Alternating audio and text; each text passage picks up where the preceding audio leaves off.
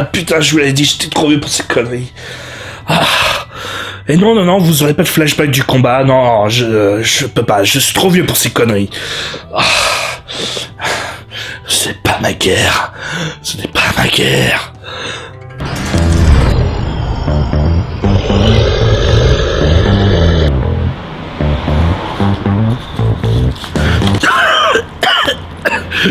Attends, vite, je viens de courir 2 secondes là, je suis épuisé. Ah, j'ai un bout de côté.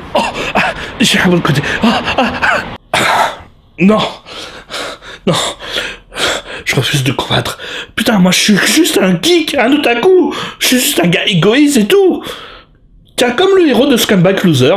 Scumbag Loser, aka Setehen no Otoko, bordel que c'est chiant à dire en jap, donc je ne le répéterai pas, est un shonen manga de Mikoto Yamaguchi.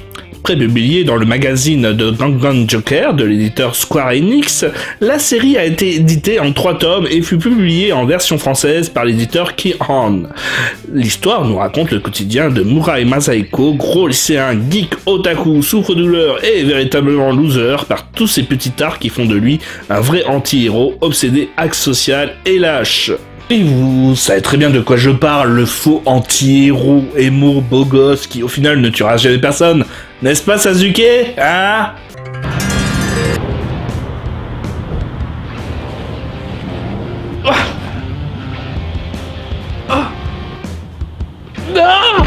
Oui, un véritable anti-héros, rappelant le travail du mangaka Kengo Hanazawa, l'auteur de I Am a Hero, et ressentiment des personnages qui n'ont véritablement rien pour eux, et n'en feront même pas la peine d'offrir des personnages beaux, mais des vrais rébus rejetés de la société qui vont donc créer dans notre société, basé sur le factice et l'apparence, là aussi un véritable rejet sur le personnage qui ira même à mentir pour ne pas être le plus gros loser de la classe et raconter sortir avec la jolie Asuka Mizuzawa, une amie d'enfance, mais qui manque de chance, la jeune fille débarque et le lendemain à son lycée. Mais problème, cette Haruka est censée être morte depuis 5 ans. Le récit complètement déconnecté d'une quelconque logique narrative tente de nous surprendre à chaque moment. Le héros, antipathique et repoussant, ne permet aucunement l'identification ou la pitié-sympathie ou fascination qu'un personnage principal se doit d'offrir. L'œuvre, commençant comme un school life, décide de se basculer au plus vite vers le récit d'horreur gore comme la fausse Haruka qui se révèle être un monstre, mangeant des humains et les remplaçant par ses enfants, faisant de Masaeko son esclave pour trouver des victimes à Haruka. Le côté repousseur de notre otaku créant chaos et confusion dans nos esprits. Contrairement au manga harem où le personnage semble être maladroit et se trouvant dans des situations malgré lui gênantes et recevant les courroux des femmes, notre héros lui tente vraiment de transmettre ses perversions offrant des détails sordides et multipliant les fautes de mauvais goût et provoquant le courroux d'Haruka. Et au lieu de paraître drôle comme un manga harem, paraît juste encore plus violent, sadique et horrible. C'est bien simple, la série décide d'enfoncer l'âme humaine et de ne proposer aucun personnage humain et monstre digne d'intérêt, mélangeant les genres et détruisant les repères créés par les shonen et shonen lambda. Pour les décortiquer et les transposer dans un monde plus réel, humain, plus sordide, et créant la confusion et le chaos dans nos esprits, et on ne peut choisir un camp. Oh, et oubliez les retournements de situation à base d'encouragement de voix off d'un personnage pendant qu'on est en train de morfler. Oh, bye bye, tu sembles meurtri, mais n'abandonne pas, pense à sauver le monde. Rien ne fait pas. On pense au Lolo de Kim Kardashian. Ah, là, ça me parle. Attends, j'ai pensé à sa sextape, et je vais avoir un power earth grandissant.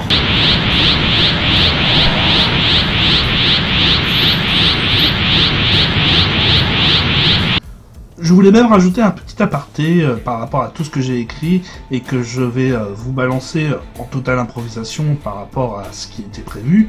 C'était de parler justement de cet rebondissement qui arrive dans le tome 2 et 3 de Scumbag Loser, où on va donc même parler justement des pop idols, des personnes qui sont manipulées par leur manager pour être complètement des esclaves pour un besoin de reconnaissance, d'argent, ou tout simplement pour appartenir à un groupe. C'est là où l'importance de Scumbag Loser est d'aller encore plus loin qu'un simple manga d'horreur et de montrer la bassesse humaine, c'est de montrer à quel point nous sommes manipulables, nous sommes carrément juste des bêtes qui demandons juste d'être reconnus quitte à abandonner toute humanité, tout ce qui nous fait nous. Alors c'est pour ça que justement Scumbag Loser va très très loin dans son récit et est très appréciable pour un manga, on va dire lambda, c'est qu'il va au-delà et montre justement une bassesse humaine qui fait que nous sommes carrément des esclaves envers juste la société. Ce titre est complètement glauque, sombre, malsain, mettant mal à l'aise et pourtant surprenant par sa justesse, basculant d'un coup dans l'horreur et le gore, mais surtout révélant un héros de plus en plus antipathique et surtout aucunement propre, mais proposant pourtant de convaincre par sa naïveté et ses paroles évangiles, à la Naruto, proposant ce contraste hypocrite entre l'homme qui annonce le discours et sa signification, sacrifiant les idéaux individualistes de l'homme pour les soumettre à l'esprit d'équipe, de l'amélioration humaine par le superficiel et de négliger, dénaturer et laissant pour compte pourrir ceux pensant différemment. Pourtant, c'est bien de ces marginaux atroces, dégueulasses dont vient le salut, et abhorrant fièrement leur honte et la justifiant malgré leur passé nauséabond, créant plusieurs interprétations selon notre vision de ce qui paraît acceptable ou détestable. Plusieurs degrés de lecture donc proposant rebondissements complètement inattendus et courts, provoquant donc une lecture rapide, fascinant et ne laissant pas le temps de respirer. Le titre donne un coup de boost à un marché du manga rempli de titres clichés en offrant un nouveau regard sur finalement nous-mêmes, êtres humains, et apprenant à nous définir. Et je pense que même après cette analyse, que je suis à peine allé à la surface de ce titre surprenant et passionnant.